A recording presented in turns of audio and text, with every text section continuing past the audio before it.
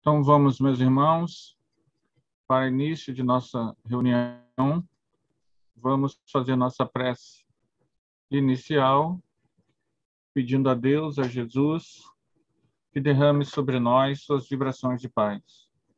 Benfeitores espirituais, permitir que nossa reunião possa estar em harmonia e amor. Permitir, médicos espirituais, que possas amparar nosso irmão Rui, que teve um AVC, que ele receba as vibrações de carinho, de amor e de luz. Jesus, toca sua mente, seu espírito e seu íntimo. Cura a alma de nosso irmão Rui.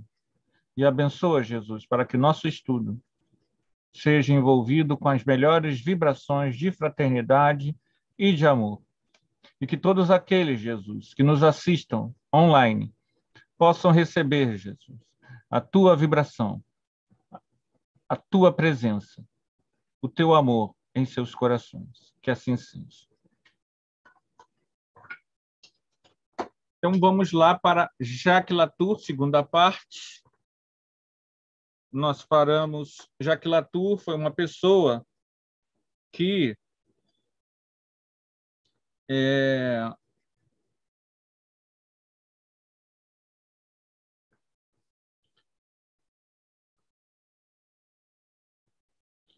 sofreu a guilhotina e que está sofrendo muito no mundo espiritual pelo que fez. Continua vendo suas vítimas, não é isso? E nós vamos agora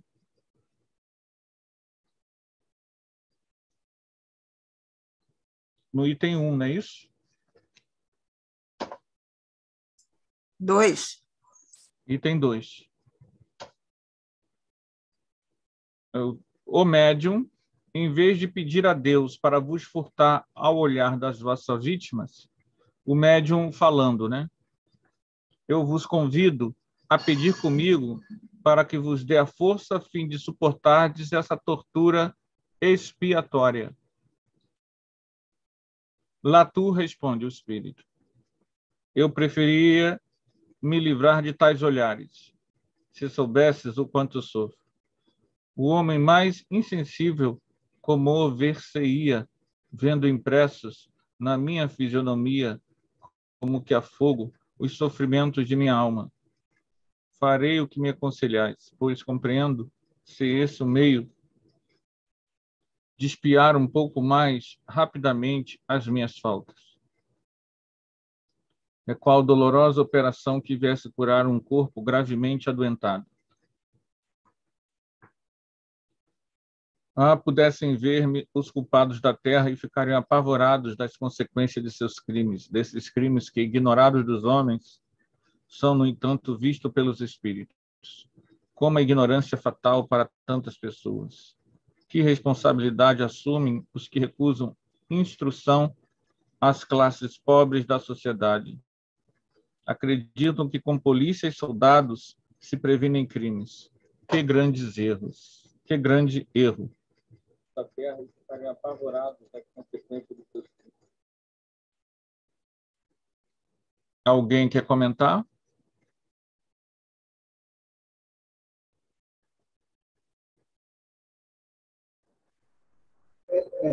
Muita coisa que tem, muita gente teria que aprender, né? Quando a gente estuda sobre esse tipo de coisa, a gente vê que a mentalidade de muito governante, ou de muita autoridade, ela difere muito do que poderia ser feito, né, para minimizar esse problema de violência, por exemplo. Mas as pessoas, em geral, têm, às vezes, uma coerência diferente, uma forma de pensar distinta. É verdade. É verdade. Quem mais?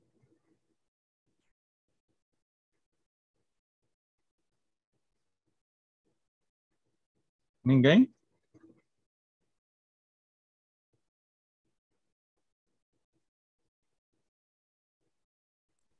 Aqui a gente vê que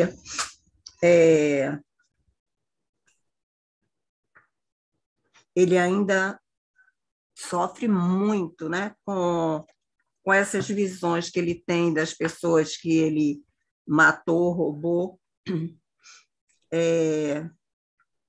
E o médium convida a prece, né? Quando ele fala, convida a pedir comigo que vos dê a força necessária a fim de suportardes essa tortura expiatória. E, no entanto, ele reconhece, mas que ele preferiria, se tivesse que optar, por não ver, não ter mais aquelas visões, né? E aí depois aí é outra coisa. Ele relata os sofrimentos que ele passa com o ato que ele praticou aqui na Terra. Deve ser realmente uma coisa muito ruim, porque eu nunca matei ninguém, mas algum erro que a gente comete, a consciência bate, né? E a gente fica se martirizando. Imagina uma pessoa que matou tantos outros, né? E roubou. Então, como deve padecer, deveria, né, padecer por todo esse ato que ele cometeu.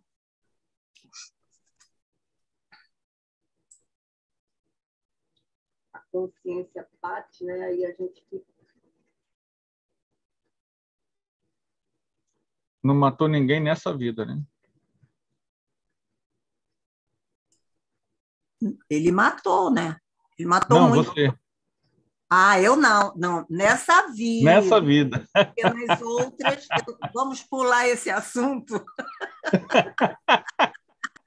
Vamos pular esse assunto? Vamos ficar nessa mesmo?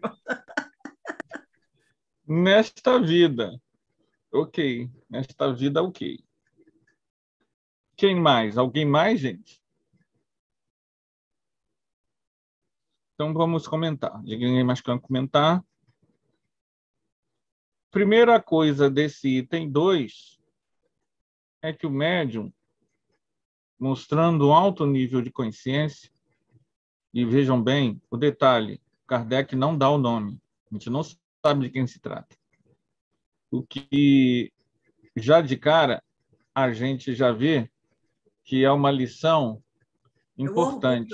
Para evitar, né, Anderson, o orgulho. Não, veja bem, pode ser. Não importa também o nome. Exatamente. Agora, essa que é a questão. Agora, o que iria importar para a gente que a gente nem conhece? Né? Não, porque a gente hoje, o movimento espírita, ele vive um outro momento em que os médiuns, muitas vezes, se tornaram as autoridades.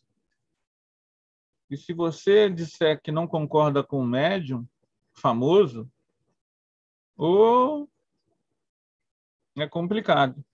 Então, a gente vê que o médium, antes de ser um médium, ele é um trabalhador espírita e pode ter suas informações mediúnicas ou não contestadas. É só isso que a gente queria. Às vezes, a exaltação do médium, ela nem é no nível de casa espírita, ela é nível de movimento espírita. Como se as pessoas fossem infalíveis, não são. Então, é importante essa despersonalização. Quer ver uma coisa interessante? Obras mediúnicas importantes e relevantes. Vou citar dois médiuns diferentes, 3 médiuns diferentes, os mais conhecidos. Nosso Lar, de André Luiz. Memória Suicida, Camilo Cândido Botelho. Nas Fronteiras da Loucura, Manuel Filomeno de Miranda. Esses são os autores. Os médiuns são os médiuns que permitiram aos autores psicografarem a obra. O nome dos médiuns poderia nem aparecer, porque eles não são os autores. Os autores, eles não são. Entenderam? Quem são os autores? Não é Chico Xavier, não é Divaldo e não é Ivone. Os autores são André Luiz, Manuel Filomeno e Camilo Cândido Botelho. Ou, como nós já sabemos quem é Camilo Cândido Botelho, Camilo Castelo Branco. Esses são os autores espirituais. Mas quando você fala de Nosso Lar, você geralmente, sobretudo, né, fala Nosso Lar de Francisco Xavier. E o Chico não é o autor. O Chico é o médium. Aí, o médium fala assim, ele não fala para livrar a pessoa. Ele fala que vai orar para dar força necessária.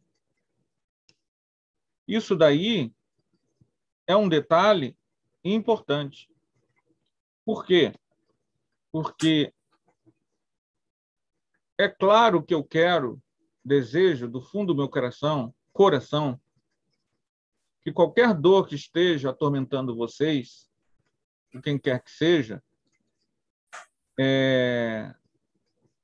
passe agora.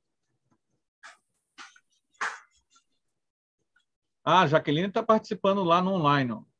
O médium, ela falando, vou comentar aqui o que ela disse. O médium é falível como todos nós. É verdade.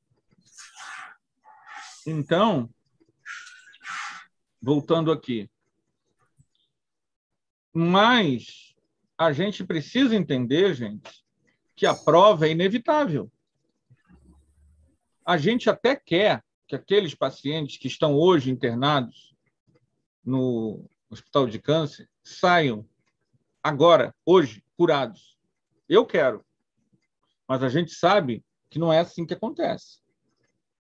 Então, a prova que essas pessoas estão passando, a gente ora para que elas suportem o desejo também de curar, mas também é importante a suportabilidade. Muitas vezes, a dor física, o nosso maior problema é suportar. A dor moral, a decepção, a contrariedade, a ruptura, o maior problema, a perda de alguém, entre aspas, com desencarne, nosso maior problema é suportar a dor. Porque se uma pessoa morre que você ama muito e morre abruptamente,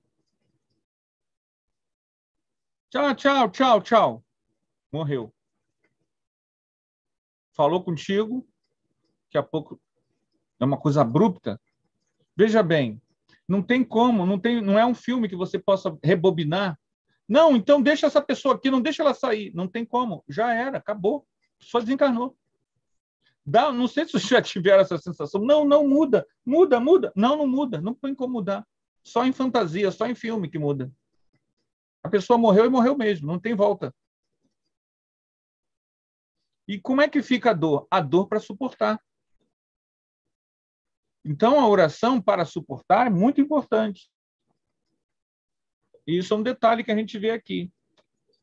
Dê a força necessária a fim de suportardes a tortura expiatória. Isso é importante. A tortura expiatória. Muitas pessoas que são recolhidas no mundo espiritual, apesar de serem recolhidas num hospital, numa colônia, ainda continuam sofrendo repercussões do mal que fizeram. No livro Os Mensageiros, você vai ter pessoas recolhidas que estão dormindo. Elas não estão mais lá nas zonas inferiores, elas estão no hospital, mas elas estão dormindo como se fossem múmias. André Luiz diz que é como se elas estivessem mortas. Ou seja, o fato delas terem sido recolhidas, acolhidas numa colônia de tratamento, não tira o processo expiatório. Entenderam? E aí, no livro dos Mensageiros, é feita uma oração e as luzes da oração se espalham pela enfermaria e, conforme tocam algumas pessoas que estão dormindo, enfermos, eles gemem, alguns gemem, dando sinal de vida. Veja bem, a prece foi maravilhosa de Amália, luminosa, mas ela, por si só, não foi capaz de capum. O cara levantar, oi, como é que é? O que houve? Não. A maioria nem se mexia. Alguns se contorciam com a prece. A prece chegou.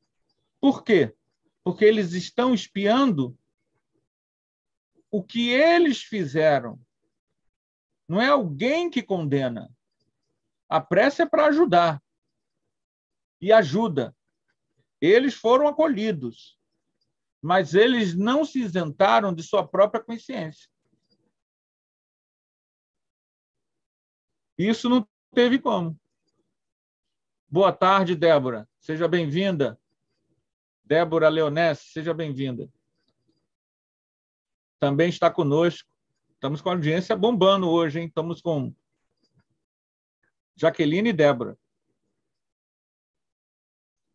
E nossa audiência, ó, top. Quem está acostumado a ver live que tem 1.000, 2.000, 5.000 pessoas assistindo, né?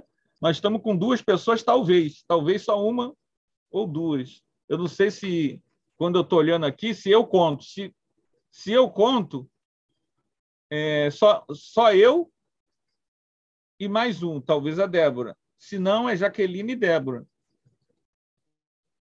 E aí, vamos que vamos. A gente, então, percebe que o estado no mundo espiritual depende da consciência. Mesmo que você esteja numa colônia espiritual, num hospital espiritual, não significa que você está bem, porque você vai estar consigo mesmo. Significa que você teve mérito para sair de uma região ruim, mas não significa que você consiga estar pleno. Interessante isso. É o caso dele. Ele está na reunião mediúnica de Allan Kardec, mas isso não tirou ele dos tormentos da consciência. Ele continua vendo os algozes. Ele continua agoniado, desesperado. Então, a gente precisa entender que as coisas do mundo espiritual não são mágicas. Elas são tão reais quanto aqui. Os problemas não resolvidos aqui nem sempre serão magicamente resolvidos lá. Os vícios não resolvidos aqui nem sempre serão magicamente resolvidos quando você desencarna.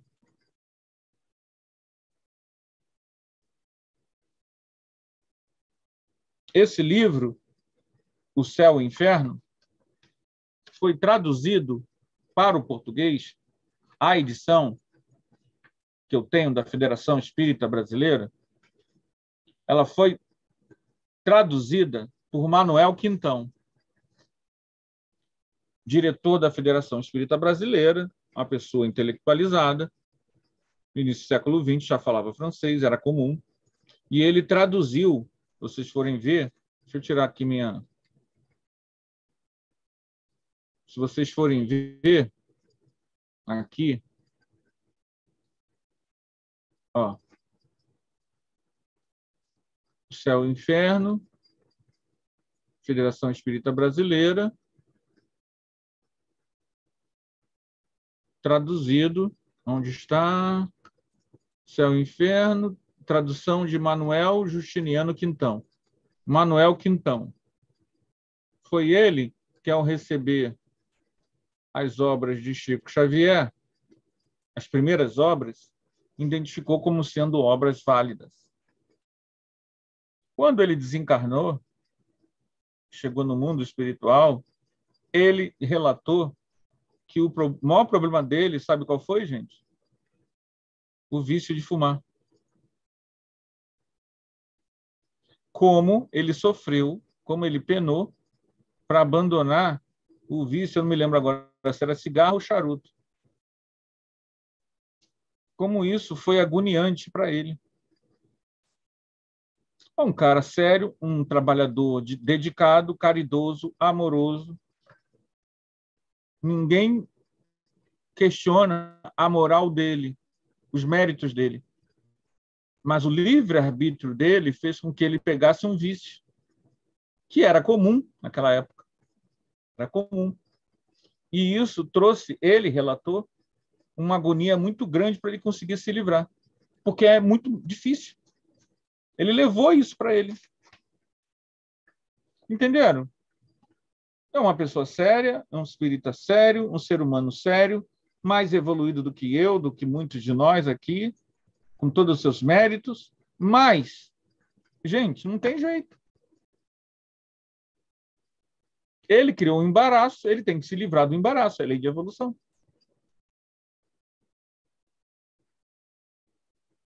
Ele não foi para umbral por causa disso. Ele desencarnou, foi bem recebido, foi levado para as regiões de frequência vibratória que ele tem mérito. No entanto, a questão do vício que ele criou em vida, ele tem que resolver. Percebam como o conhecimento espírita não te torna isento de você mesmo. Aí é que está o problema, explorando um pouco essa questão. Eu não sou o elogio do outro. O povo pode me elogiar porque gostou da palestra. O povo pode elogiar porque viu que a mediunidade era fidedigna. O povo pode elogiar porque viu que a pessoa ajudou ela. Mas veja bem, todo elogio do mundo, toda a idolatria do mundo, toda a adoração do mundo não tira você de quem você é.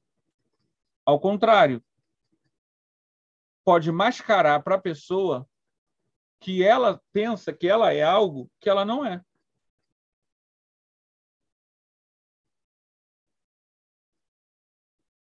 Uma vez uma filha de um amigo meu, ela foi no Leon Denis e lá ela recebeu, ela reclamando dos pais dela, ela recebeu uma mensagem psicografada dizendo que ela era mais evoluída, tinha melhor entendimento do que os pais. E ela mostrou isso para os pais. Aí veio falar comigo, o colega lá, não é de outra casa, veio falar comigo. Falei, não, olha só, isso daí não tem... O espírito está falando dentro do contexto do que ela está reclamando. Então, naquilo que ela está reclamando, que ela foi levar, foi tipo um atendimento fraterno que tem lá, né, na psicografia, né? A resposta veio, o espírito está respondendo em cima do que ela está dando de informação. Ele não está dizendo assim, você é muito mais evoluída do que seus pais. Se ela ficar nessa, ela vai se perder. E por que esse amigo veio falar comigo? Porque ela estava se achando. Entenderam? Ela estava se achando. Mas veja bem, gente, se um espírito fala isso, ele muitas vezes está falando dentro de um certo contexto. Você reclama de uma pessoa e o espírito fala, não, você compreende melhor isso. Você tem um melhor entendimento disso.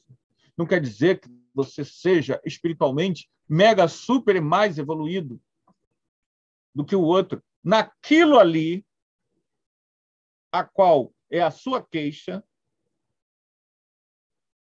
você talvez seja melhor.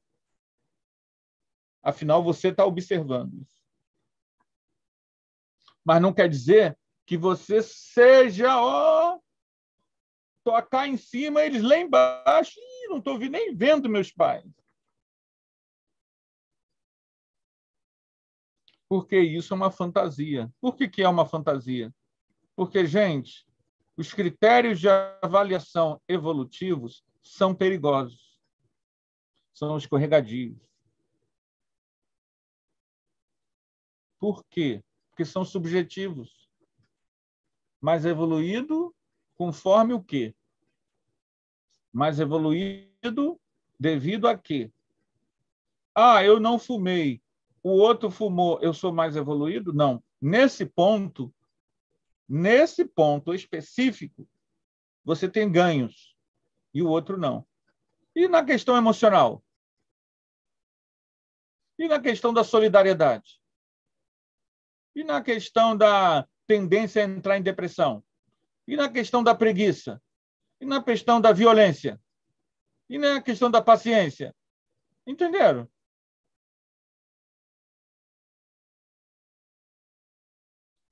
Você pode fumar, mas, de repente, você é mais paciente do que aquele que não fuma. Você pode não fumar e não ser impaciente, mas odeia o ex-marido. Odeia o ex-marido. De ódio mesmo. Só fala mal dele para o filho. Seu pai não presta, que aquilo não vale nada, que aquilo não prato que come. Ou seja, quem é mais evoluído que quem? Gente, esquece isso. Esquece essa expressão. Quem é mais evoluído do que quem? E vamos falar assim, vou melhorar as minhas imperfeições. As tuas, você que se vire. Eu cuido das minhas, tu cuida da tua. I am okay, you are okay. You okay, I am okay. Porque senão a gente entra numa fantasia. Não sei se vocês estão entendendo. Eu começo a projetar uma imagem de que eu sou. Eu sou.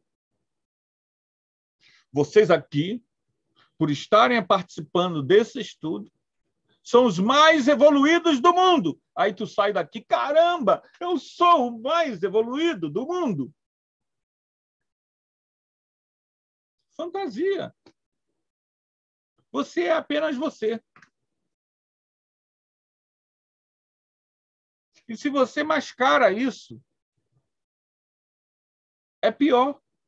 A gente tem uma tendência, ao conhecer a reencarnação, de achar que foi alguém famoso. Tem gente que tem essa mania. Porque acha que, por ser alguém famoso, logo é alguém com privilégio espiritual. Então, há escolas por aí, espiritualistas, que todo mundo foi alguém famoso. Alguém que deixou registro na história. É impressionante. Está todo mundo lá. Não sobrou nada para nenhum outro lugar do mundo. Gente, isso é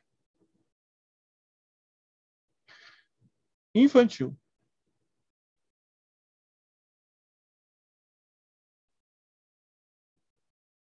Infantil. Vamos ver se tem alguém comentou lá no Arauto. Ih, caramba! Vou até compartilhar aqui que o povo está falando lá dessa. Vou compartilhar aqui para vocês verem também. Vamos lá. Aqui, já que tu não sabe de nada. Valéria entrou bem. A Valéria disse, boa noite.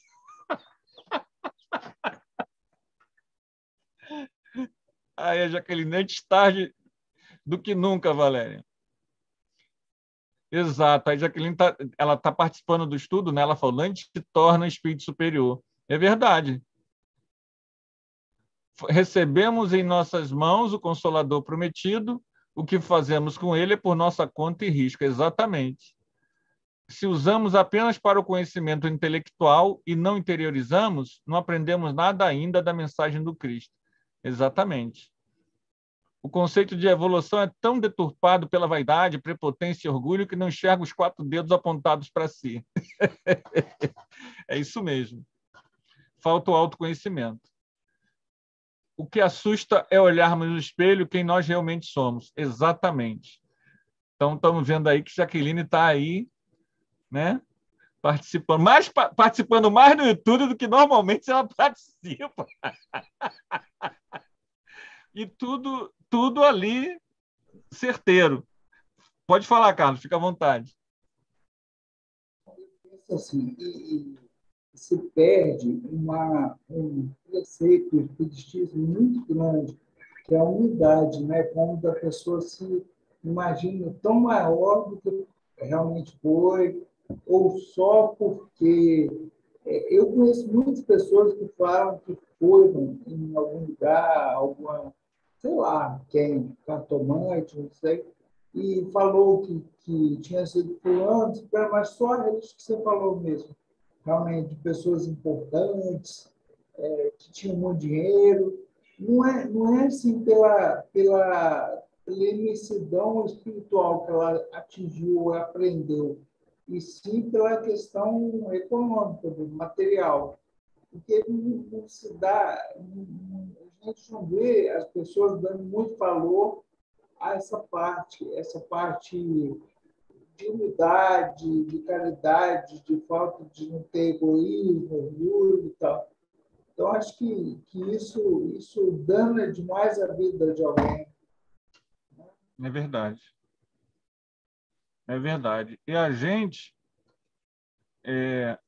tem que estar de olho nisso. Porque, veja bem, se você descobre, qualquer um de nós descobre que foi São Fulano de Tal,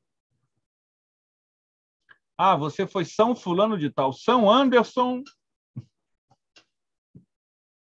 Gente, a única coisa que a gente pode concluir Lembra da palestra ontem, que o palestrante falou, é melhor não saber o que nós fomos no passado. O São Anderson, a única coisa que eu vou concluir é que o São Anderson não era nada de São.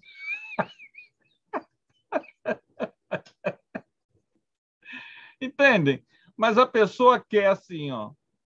A pessoa quer assim, ó. O André, você comentou isso, mas ele falou da mãe, né?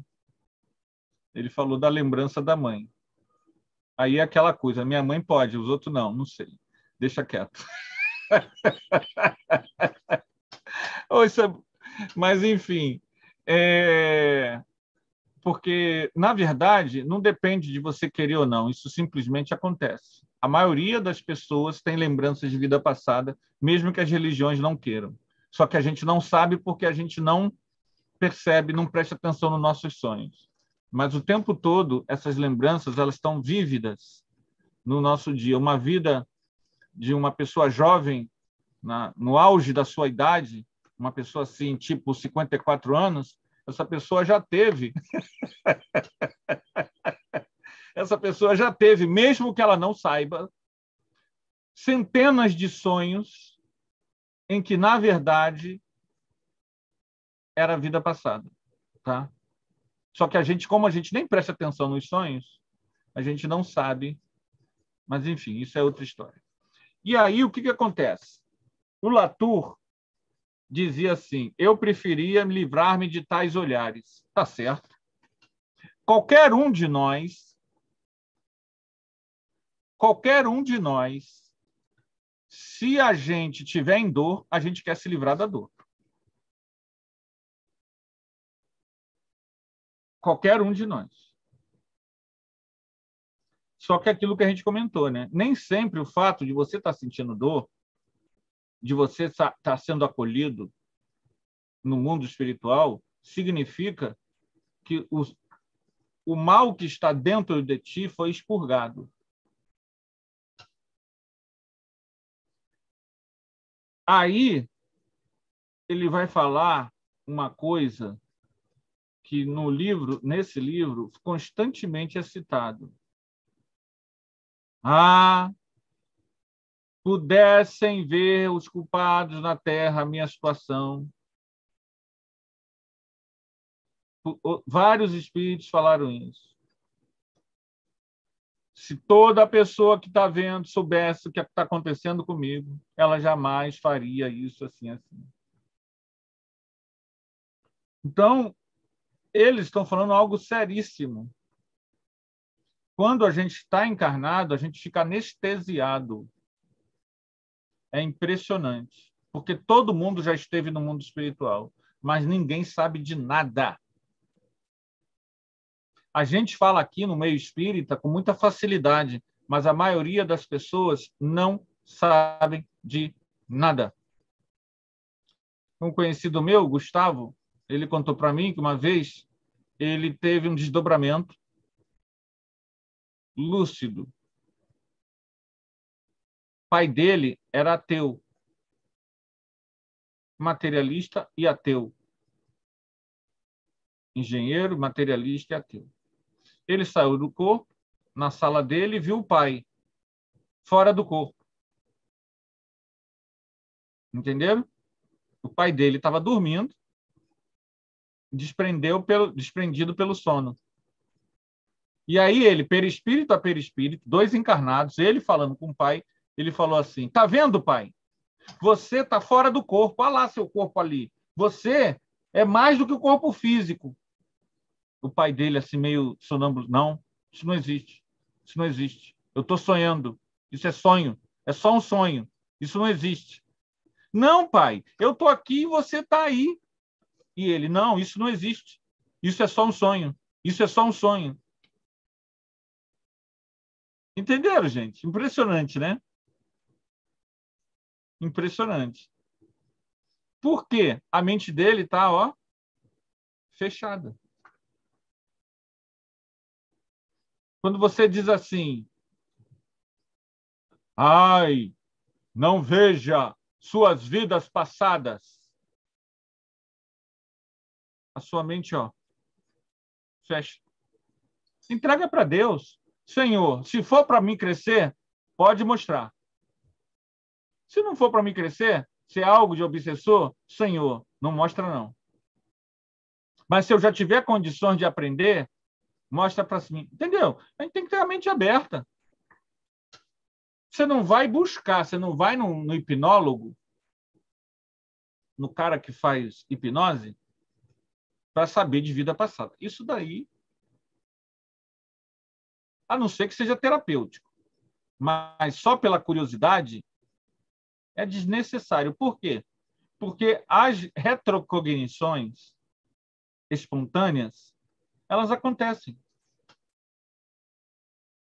Pode a religião dizer que não existe, pode muita gente do meio espírita dizer que é perigoso. Tem o outro disse: não sei o quê, mas a mãe dele viu. Se a mãe dele viu e cresceu com isso, gente, a própria experiência que ele está relatando está me dizendo que não é perigoso. Ela pode ser instrutiva também, porque você pode crescer. Sobretudo, se quem está informando é o mundo espiritual. Então, as informações sobre vidas passadas podem te acrescentar, podem te auxiliar. Estou falando de uma coisa que eu vivi mais de uma vez. Só me ajudou. Sobretudo, quando jovem, bem jovem, espírita, a primeira coisa que elas me ajudaram foi mostrar o que eu acabei de dizer aqui, ainda há pouco. Deixou muito claro para mim o zero à esquerda evolutivo que eu sou.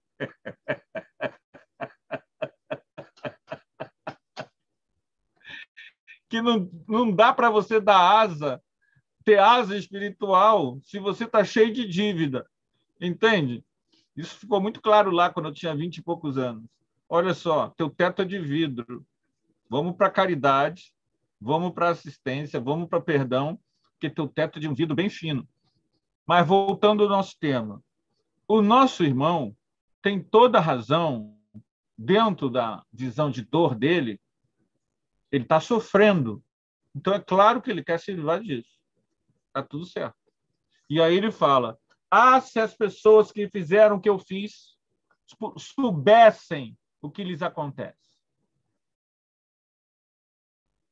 É o que nós estamos tentando fazer aqui, de alguma forma, né? Por que a gente botou esse estudo online? Para isso. Ah, Jacqueline botou aqui, ó. Pela minha vida nada mole, tenho ideia de que foi uma belezura as anteriores. Nota 0 para a evolução. Palavras dela, tá, gente? E divulgar, entendeu, gente? O interesse é colocar essas informações em público para as pessoas que não conhecem nada. Para quem já é espírita, ótimo. Se a pessoa quer estudar, ótimo. Mas se a gente conseguir atingir, sobretudo os mais jovens, olha só, você vive após a morte. Teus atos trarão consequências no além. Entende? Se a gente puder alertar essas pessoas, já terá valido a pena. Então, isso que ele está dizendo é muito importante. Ficariam apavorados das consequências de seus crimes, mesmo aqueles crimes que são ignorados.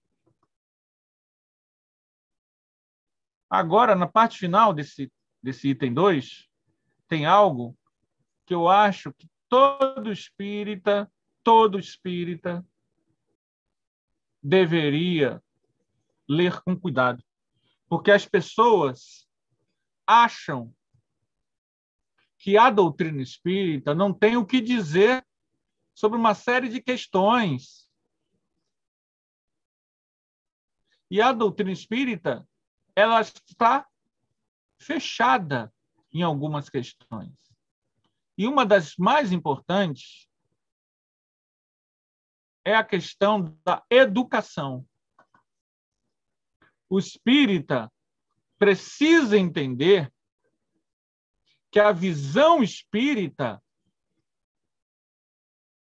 é o da educação. A violência não se acaba com violência. Isso não é pregação política. Isso é a essência do conhecimento espírita, a não violência. Então, olha o que o espírito está dizendo. Que responsabilidade assumem os que recusam instrução às classes pobres da sociedade? E eu que trabalho na educação, eu vejo isso. Entra ano, sai ano, e desviam dinheiro da educação. Isso não é de agora, não. Isso é estrutural, vem de muito tempo. Há décadas que o Brasil não investe a sério na educação. E todos os países, vejam bem, olha como é que o espírito está certo. Acreditam que com polícia e soldados se previnem crimes. Que grande erro.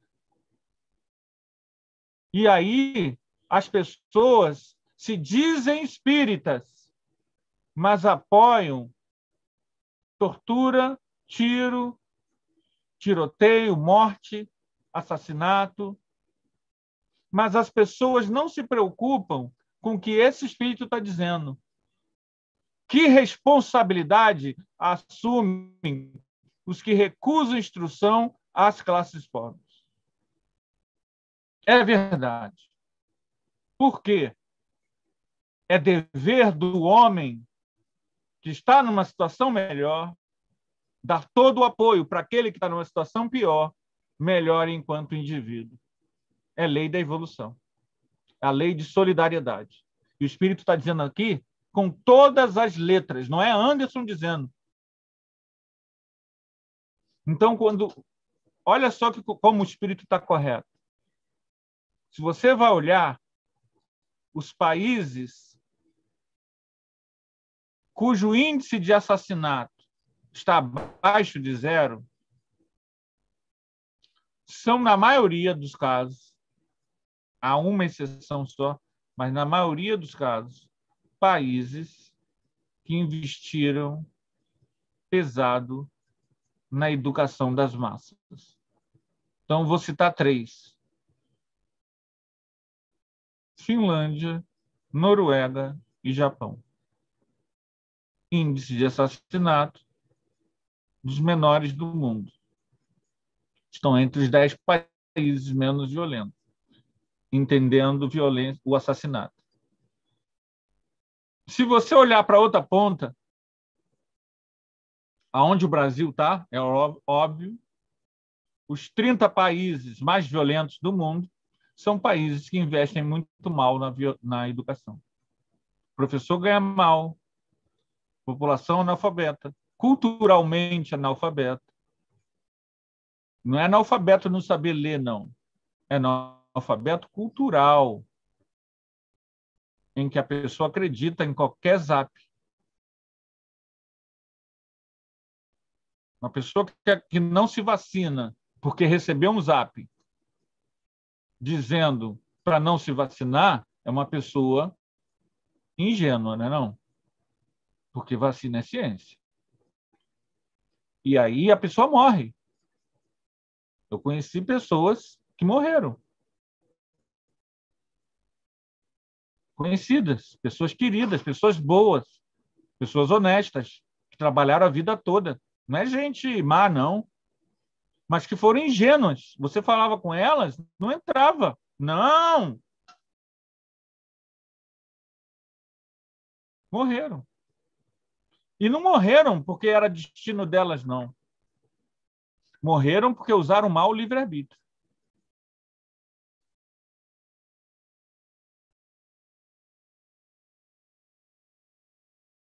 Usaram mal o livre-arbítrio. É importante que a gente entenda. O mau uso do livre-arbítrio apressa a nossa morte, senão não teria suicídio moral. O conceito de suicídio moral da doutrina espírita é esse. Eu contei aqui um caso que eu vi no jornal essa semana. Uma tribo indígena, um povo lá do México, eles começaram a usar Coca-Cola diariamente. Pararam de tomar água. Até nos rituais que eles tinham, religiosos deles, eles botaram Coca-Cola. O índice de diabético aumentou terrivelmente. E aí a pessoa fica cega, a pessoa morre mais cedo. Não foi destino, não. Ah, não, foi porque ela tinha... Não, gente. Infelizmente, não. É uma dor que não é uma expiação do passado. É causa atual do sofrimento. Não é causa anterior de outra vida. É causa fruto de escolha. Existem problemas ligados que a pessoa programou antes de nascer? Existe. Há problemas de saúde em que a pessoa, devido a problemas de outras vidas, do perispírito, ela traz consigo? Tem. Que ela traz tendências? Sim. Mas há também aquilo que a gente semeia com nossas atitudes. Então, por exemplo, que eu já dei aqui em estudos nossos, eu acho que deixa isso muito claro. Porque tem gente que acha o seguinte, não, se morreu de Covid é porque estava escrito. Não, coisa nenhuma, nem sempre. Depende. Se você tomou todas as precauções do mundo e desencarnou, ok. Ok. Agora, imagine só, estava em Madureira. Descendo ali, Madureira, o calçadão assim, cheio. Início de 2021. Eu vi o tio de uma amiga fazer maior escândalo na porta da Americana, porque não queriam deixar ele entrar sem máscara. Passei. 2 meses depois, ele tinha morrido de Covid. Não estava no destino. Ele fez escolhas. Um exemplo que não tem nada a ver com Covid. Lei seca. Em dado momento, o Rio de Janeiro levou a sério, o Estado do Rio de Janeiro levou muito a sério a lei seca, com as blitz da lei seca. Não sei como está hoje, mas eu vi esses dados antigos, alguns anos atrás. Diminuiu o número de mortes no trânsito. Os índices de morte no trânsito diminuíram, com duas medidas. Uso do cinto, começou a multar geral quem não usava cinto, e a multa altíssima, acho que hoje está mais de R$2.000, se não me engano, da lei seca. Como é que pode diminuir o número de desencarnes no trânsito? Isso é um indício de que o quê? Se a lei diminuiu, por que tinha altos índices de desencarne no trânsito? Tudo estava escrito? Não. Uso do livre-arbítrio. Mal do livre-arbítrio. E é isso que a gente está querendo dizer. Então, nosso amigo aqui, quando ele diz... Anderson, que responsabilidade... Oi, pode falar. Hoje eu fui receber a dose reforço, a 4ª dose, né, da Covid. E eu fiquei um pouquinho espantada. Está ok que as autoridades liberaram a máscara, está ok. Mas eu continuo usando. Se for num lugar aberto, com poucas pessoas, num lugar aberto, eu até não uso. Num lugar fechado, que eu conheça como as pessoas, o proceder das pessoas, né, eu até não uso, tá? Mas eu acho que num posto de saúde, as pessoas têm que se prevenir. Não falo isso em relação a quem procura os serviços, entendeu? Eu falo isso em relação aos profissionais, porque num posto de saúde não tem só a Covid, né? Não tem o vírus da Covid, tem outros tipos de vírus. E eu fiquei boba, porque não tinha um profissional de máscara. Aqui, ó. Ontem. Verdade, Laís, porque na semana passada eu observei isso também. Eu e Anderson fomos tomar vacina da gripe. Quem aplicou a vacina em mim, no Anderson, não estavam de máscara. Dentro daquele setor de vacinação, ninguém estava de máscara, Laís. Eu e Anderson estávamos, mas eles não estavam. Isso está acontecendo mesmo. Sim, ninguém usa, André. Eu fiquei boba. De um lado era... E outra coisa, todo mundo junto, na mesma sala. De um lado era o pessoal da Covid e do outro lado era o pessoal da gripe. Todo mundo na mesma sala. E nenhum dos profissionais de máscara. Eu fiquei... Olha aí o que eu Verdade, verdade.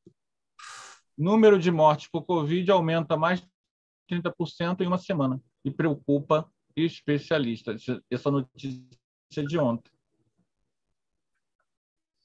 Veja bem, as pessoas, todo mundo, não quer que a Covid não exista. Eu não quero. Se eu pudesse, como Thanos é um personagem lá de história em quadrinho, dos Vingadores, fizesse assim, ó, com a manopla do infinito, e acabasse a Covid, se eu pudesse, eu faria. Acaba a Covid. Mas, infelizmente, gente, não é assim. Então, realmente é estranho. Mas a gente deve se prevenir dentro do possível, né? Nosso amigo está dizendo... aqui, ó, tem... Nossa irmãzinha está falando. Vamos ver aqui. Vou compartilhar para vocês verem também. Débora Leonés. Livre-arbítrio, Jaqueline falou, né? E egoísmo, é verdade. Neste caso, esse exemplo do seu conhecido, ele sendo atendido em um local está sendo inferior para aprendizado? Pelo que eu entendi, ela está dizendo sendo atendido, entre aspas, eu acho que ela está falando de umbral, é isso? Débora, eu não sei. Eu não sei que destino esse irmão teve, entende? Eu espero, peço a Deus que ele possa estar num bom lugar e que Jesus o ampare. Mas a gente não tem como saber para onde que ele foi quando ele desencarnou. Tá bom, Débora? Eu nem me atrevo a arriscar porque eu não conheço essa pessoa. Né? Não conheço o caráter, né? O que a pessoa fez de bom. Né? A gente nem sempre... Essa cena que eu vi foi triste, mas nem sempre a pessoa é uma cena, né? Uma pessoa, uma vida inteira. Então, e as pessoas, a gente erra. A gente erra na condução da nossa saúde, né? A gente come errado, não faz exercício físico, o uso de alcoólicos, o uso do cigarro, o excesso de gordura. Então, uma coisa que a gente torce para esse senhor é que ele aprenda com isso. O que a gente torce para ele é que esteja onde ele estiver, que ele possa estar num bom lugar, mas que ele aprenda, né? Que esteja onde estiver, e eu torço para que ele possa estar bem, que ele aprenda. Porque a pior punição, eu imagino, tá? Vocês podem comentar aí, é você saber que não era a hora. Entenderam? Você foi, mas não era exatamente aquilo, não. Você ainda tinha mais 5 anos para fazer, e tinha que fazer isso, aquilo, outro. Só que, por imprudência, você perdeu 5 anos. Eu acho que isso é chocante para todos nós. Então, ele está no aprendizado. Nós também. E tomara que ele, na próxima, possa ter adquirido know-how para não cair nessa armadilha de novo. Como eu torço para o Manuel Quintão, que eu citei logo no início, provavelmente, se já não reencarnou, então imaginemos que esse irmão, Manuel Quintão, tenha reencarnado e seja hoje um jovem adulto de 54 anos, né? Morador do interior de São Paulo ou de Minas, morador de Aimorés. Tomara que esse irmão... Entendendo, gente? Que a gente torce, né, gente? Por quê? Porque a pessoa, quando fuma e morre fumante, ela identificou uma falha da sua personalidade. Aquele objeto, por algum motivo, a atraiu até o vício. Então, há causas íntimas naquele espírito que levaram a uma dependência àquela substância. É isso que a pessoa tem que identificar. Por que eu me deixei cair na dependência a essa substância? Há um caso que eu já contei em estudos nossos, não sei se já contei aqui, eu repito, gente, porque o tema pede, né? Eu fazia palestra antes da pandemia, lá em Acari. Acari é uma comunidade, né? Favela aqui do Rio de Janeiro, e tem uma casa espírita ligada à Humildade e Amor, e eu ia lá fazer palestra, eventualmente aos domingos, para as assistidas de lá. E um dos dirigentes, que já faleceu, inclusive,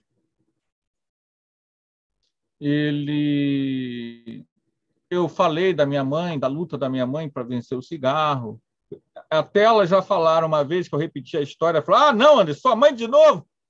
As assistidas falaram. Elas lembravam que eu já tinha contado essa história. Essa história a gente já conhece, Anderson. Elas falam assim mesmo. Elas gostam de mim lá. Anderson, elas gostam de você. Elas falavam assim, Anderson, essa história a gente já conhece. Mas eu vou contar para vocês aqui. Aí eu contei toda a história da minha mãe parar de fumar, não sei o quê. Aí esse senhor, no final, veio conversar comigo.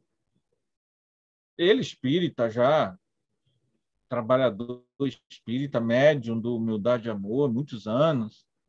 Ele falando que ele começou a fumar aos 16 anos. Ele escreveu até um livro, ele me mostrou o livro.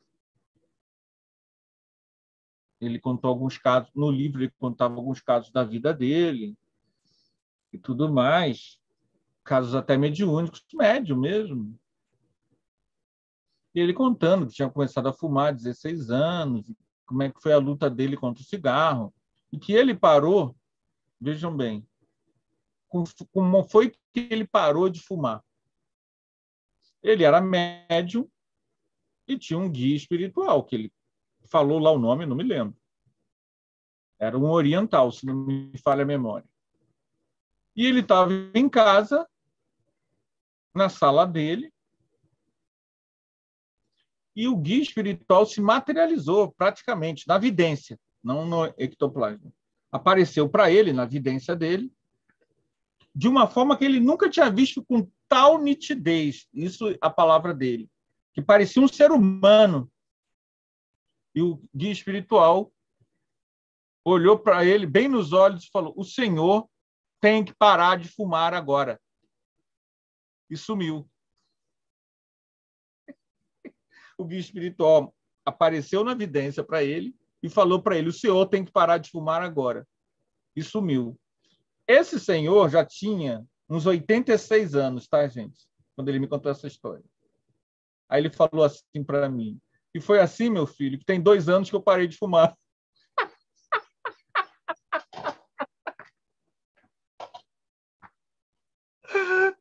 Eu comecei a rir, gente. Como eu ri agora. 2 anos? Quantos anos você tem? Eu não me lembro exatamente qual a idade dele, mas digamos que ele tivesse uns 86, tá, gente? Falou, não, tem 2 anos.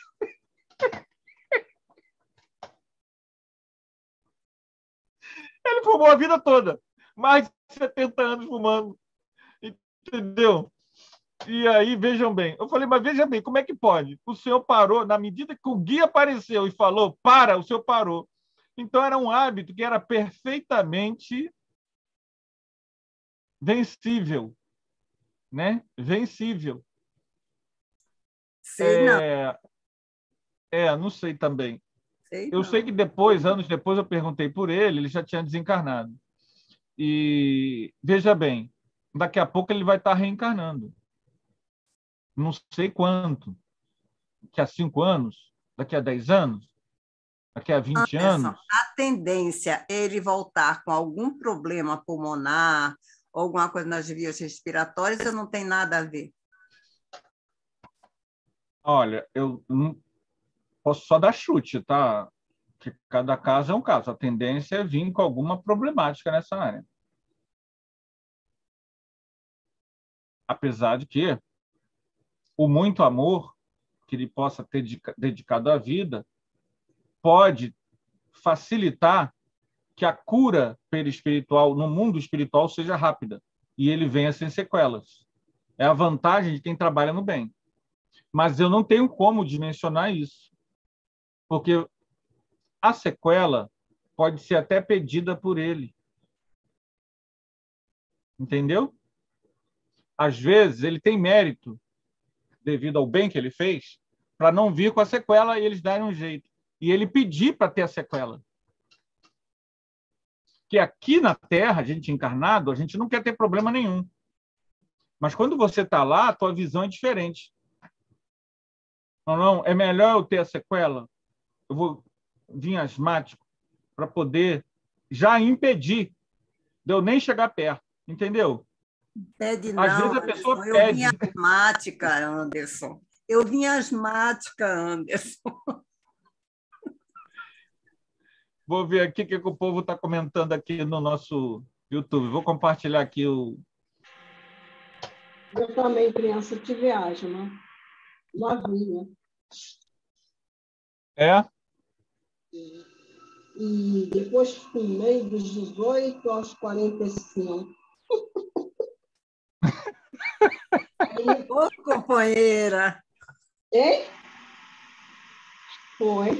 Dos 18 aos 45. Aí eu cismei, não, vou deixar, vou parar. Mas aí eu pedi ajuda, rezei.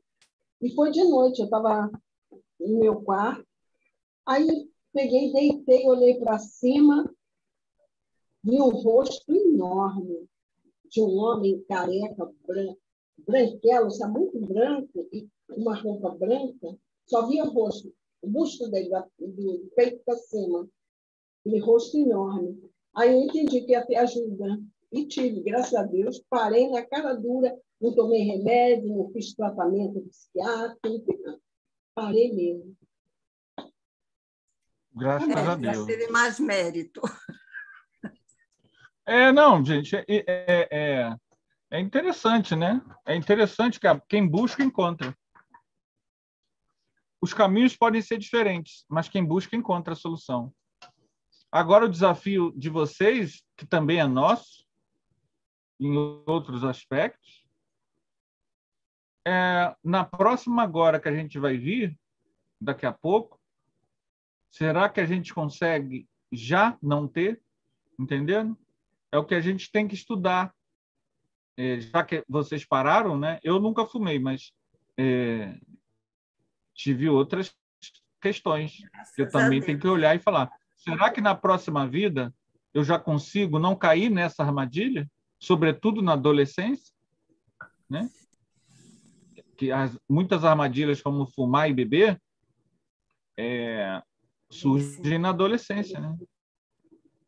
Vou ler aqui o que o povo está comentando. Hoje está comentado, está legal lá. Aí a Débora Leonés falou assim, comentando o que vocês falaram sobre o uso de máscara nos locais de vacina. Isso não deveria estar acontecendo, uma vez que é obrigatório o uso de máscara dentro de qualquer unidade de saúde. Eu não sei se a Débora é da área da saúde, ela está falando com propriedade. Se foi isso, então essas pessoas, né, onde eu fui me vacinar e aonde a Laís foi se vacinar, tu foi em Rocha Miranda, Laís? Lá mesmo. Então, é o mesmo lugar. É o mesmo lugar que a gente foi, eu e a Andréia. As pessoas realmente não estão usando, né? A Valéria comenta sobre aquele senhor, né? Sobre aquilo que a Débora falou e eu falei, de não saber, né? Ele pode ter errado só naquele momento, seja uma pessoa boa. Exatamente, Valéria. Exatamente. Por isso que, às vezes, é bom a gente não... Aí a Débora compreendi, desejo de coração que ele esteja bem. Sim, é porque a gente não tem muito como... Né, gente? A gente não tem muito como ser definidor para onde o outro vai, né? A situação das pessoas no mundo espiritual, a gente tem que partir desse princípio. Deus é soberanamente justo e bom. Deus existe e a justiça divina é perfeita. Nada nos acontece que não seja para o nosso crescimento. Então, todo ser humano, ao desencarnar, ao morrer, irá para o local ideal para o seu crescimento. Parece estranho. As zonas inferiores, os umbrais, as zonas infernais estão lotadas. Mas esses locais não são permanentes, eles são temporários. E eles partem desse problema que a gente está vendo com o nosso irmão aqui, Latu. partem de um tormento íntimo. O tormento externo é apenas secundário. O maior problema é íntimo. Se eu não tivesse trevas íntimas, eu não iria para as regiões densas, pesadas. Se eu tenho trevas íntimas, como Latour, não importa onde você esteja, a tua consciência não está legal. Não importa muito se você vai para nosso lar ou para o umbral, você não está bem. Então você pode ir, você não está no umbral, mas você pode ir para um hospital no mundo espiritual e ficar lá 10 anos internado. Entenderam? Com trevas íntimas, atormentado intimamente. A região existe e são imensas regiões densas, gélidas, complexas. Mas elas só existem porque aquelas pessoas que lá estão precisam passar por aquilo para amadurecer para um código de ética melhor. Eu não vou avançar para o 3 não, tá, gente? Vocês querendo comentar que que já faltando só 16 minutos, vamos ficar aqui só no 2 mesmo. Então, essa questão que ele falou aqui, o espírito da educação, as classes pobres da sociedade, é a solução da violência. Qualquer outro argumento para acabar com a violência já está provado. É falho. Quem é que provou isso? Canadá, Alemanha, Japão, Noruega, Finlândia, em que as pessoas investiram maciçamente na educação, não na educação, gente, em que a pessoa vai à escola porque tem que ir. Não é isso. É uma educação que deixa a pessoa com condições de sobrevivência, com discernimento, com senso de ética. Quando você cria situações em que uma parte da população, não precisa nem ser boa parte, ela não tem isso, acontece o que a gente viu aí semana passada na TV. A pessoa teve o celular roubado e mataram a pessoa por causa de um celular. Um jovem. Poderia ser nosso filho, poderia ser nosso neto. O cara tirou a vida dele por causa de um celular. Essa pessoa que fez isso não tem sensibilidade. Está com a alma embrutecida. Ele não sabe o valor da vida humana, porque nunca deram valor a ele. Quando você trabalha num sistema que cria pessoas com ódio, em que todos são indiferentes a ele, ele se torna indiferente ao outro. Entenderam? É um crescendo. E você não acaba com isso com mais violência. Você pode matar essa pessoa, mas você não resolve o problema. O problema não é essa pessoa que matou esse jovem. O problema é um sistema que cria essas pessoas indiferentes. É uma guerra civil silenciosa. Então, quando a gente sai para dar alimento na rua, a gente sai, o Arautos faz isso, a gente faz, nosso grupinho, você passa em Cascadura, você passa em Marechal, você passa no Meia, tá assim de gente. Ó. Madureira, tá assim de gente na rua. A população está preocupada? Tem milhares de pessoas na rua? Não. Daqui a pouco essa pessoa vai, pega você e mata. Então, a gente pode ser indiferente à dor humana, mas isso traz consequências sociais. Ah, e se pegar quem matou, quem invadiu a casa, não sei o quê? Gente, mudou a estrutura? Não. Outro vai fazer. E outro vai fazer. E a gente vai desencarnar E isso vai continuar acontecendo. Aí você vai para o Japão, as pessoas no Japão e no Canadá dormem de porta aberta. Por que elas dormem de porta aberta? Por que as casas lá não têm grade? Por que as casas não têm muro? A sensação de violência não existe. Pode ter algum caso de furto? Tem. Tem cadeia nesse país. Mas é tão raro, é tão incomum, que as pessoas... Aqui a gente não... Há possibilidade, não sei lá na cidade do Carlos, mas Laís, Ivone, Andréia, Cecília, Feliciano, tem possibilidade da gente ir passear na região dos lagos e deixar nossa casa aberta? Até fechar. Na época que ali no Arraial do Cabo a gente dormia tranquila. Claro que não. Então, entrar e sair, Até o seu carro foi roubado. Olha, em Arraial do Cabo, o seu carro Rio das não era Ostras. Rio das Ostras. Roubaram a gente, abriram o nosso carro. É a gente verdade. encostou e roubaram. Então, vocês vejam. Como é que é aí, Carlos? É mais tranquilo? Muito. A gente deixa a casa aberta.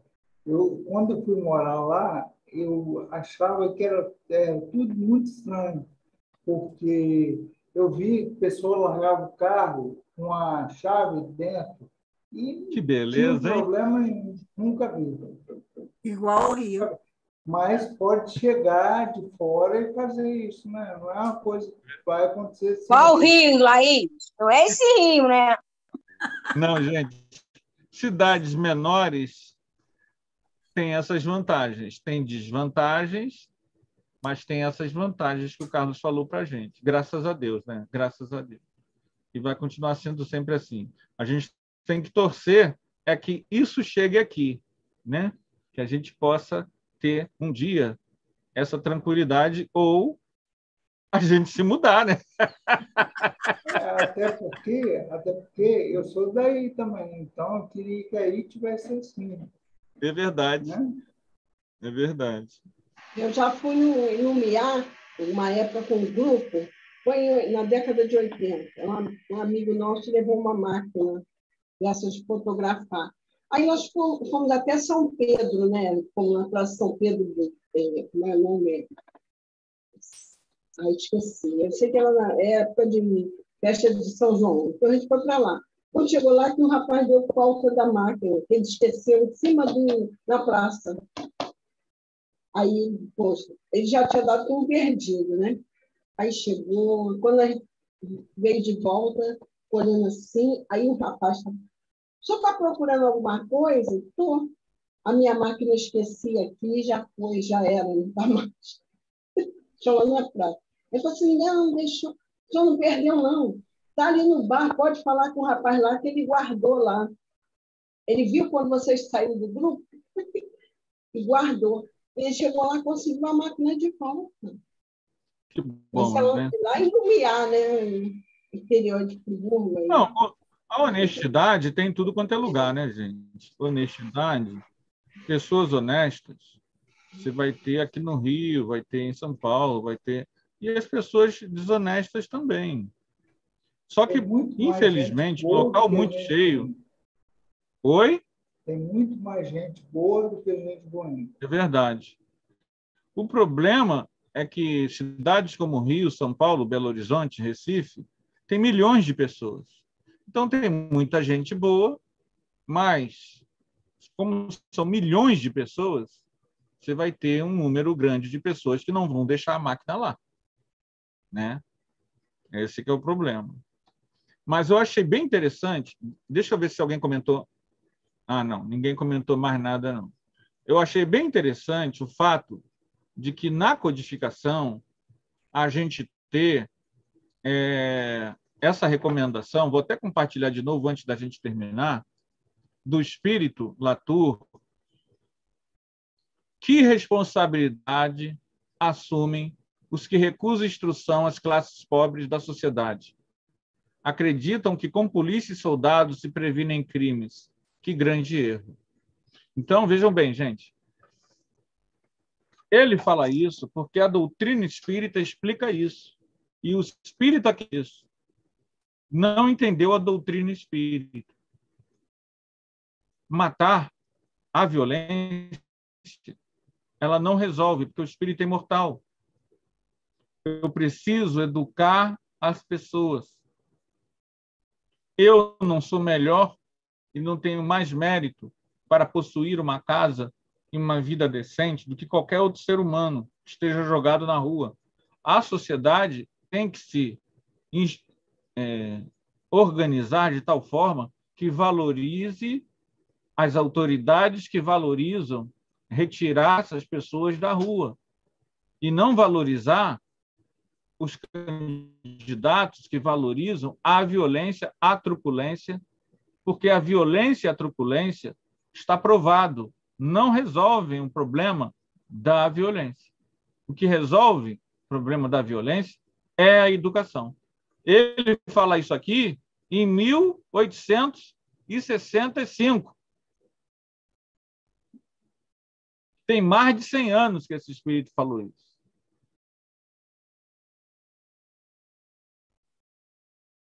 Em 1865. E ainda é válido. Em 1865, ele já falava da necessidade de se educar as massas para acabar com a violência. Hoje, você ainda tem gente, inclusive espírita, que não acredita nisso. Que aqui pode até dizer que acredita, mas na prática do dia a dia, não. O que Deus faz com a gente? A gente assume as consequências de nossas escolhas e de nossos atos. Até a gente aprender, um dia, de que a solidariedade, a lei de caridade, que é a solidariedade, ela se implica justamente em dar ao outro o mínimo para que ele tenha uma vida digna. É a lei de caridade. Não é só um pão, em que depois amanhã ele não vai ter mais pão e vai precisar roubar para ter pão. Mas é você criar uma condição que essa pessoa ela não vai ser rica. E como diz lá no Livro dos Espíritos, não dá para ter riqueza para todo mundo, mas ela vai ter o mínimo com dignidade. Não é ser contra a riqueza. É o meu egoísmo. Eu não adianta eu ser trilionário, ter 10 bilhões de dólares na minha conta e ter pessoas morrendo de fome no Brasil, na África, na Venezuela. É uma questão de evolução espiritual. Por isso, nós ainda estamos no mundo de provas e expiações, porque o nosso egoísmo ainda não percebe a urgência disso que esse espírito está falando. Porque se tivesse percebido, nós hoje seríamos uma Noruega, uma Finlândia e não um Brasil. Considerações finais, senhores? Gente, hoje eu senti que foi tão rápido. A sensação de que o estudo foi rápido. Não foi? Considerações finais?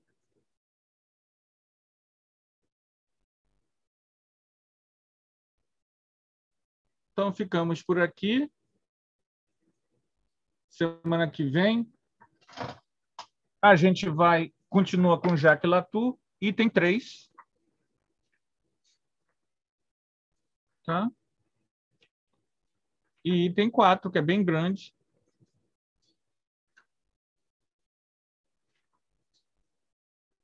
Ainda tem os comentários de Kardec. Tá bom, gente?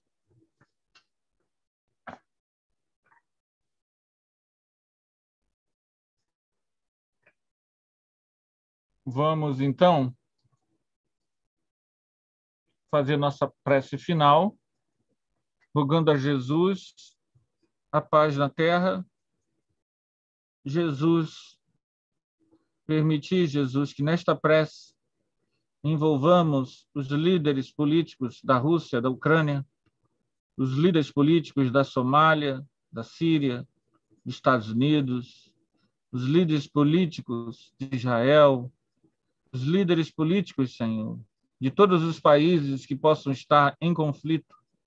Permitir, Jesus, que tua presença amorosa toque a consciência dessas pessoas e das que as financiam, para que a paz encontre um caminho, para que a luz encontre um caminho, para que o amor encontre um caminho. Jesus, Mestre, Rabi, olhamos, Jesus, tuas pegadas luminosas de amor, caridade e paz. E suplicamos, Jesus, alumia nossas vidas, clareia nosso entendimento. Ó Jesus, que nós possamos nos refugiar na tua aura bendita. Permita, Senhor, que nesse instante tua presença envolva-nos em bênçãos, em paz, em saúde e socorro. Ampara, Jesus, o nosso irmão Rui, que ele possa receber, Jesus, as mais santas e doces vibrações. Fica conosco, Mestre, hoje, agora e sempre. Que assim seja. Gente, boa tarde. Boa tarde. Boa tarde. Nós possamos estar juntos terça-feira que vem, no mesmo bate-hora, no mesmo bate-canal. Tá bom? Abração, Tá bom. Excelente semana para vocês. Para vocês também. Deus abençoe a todos.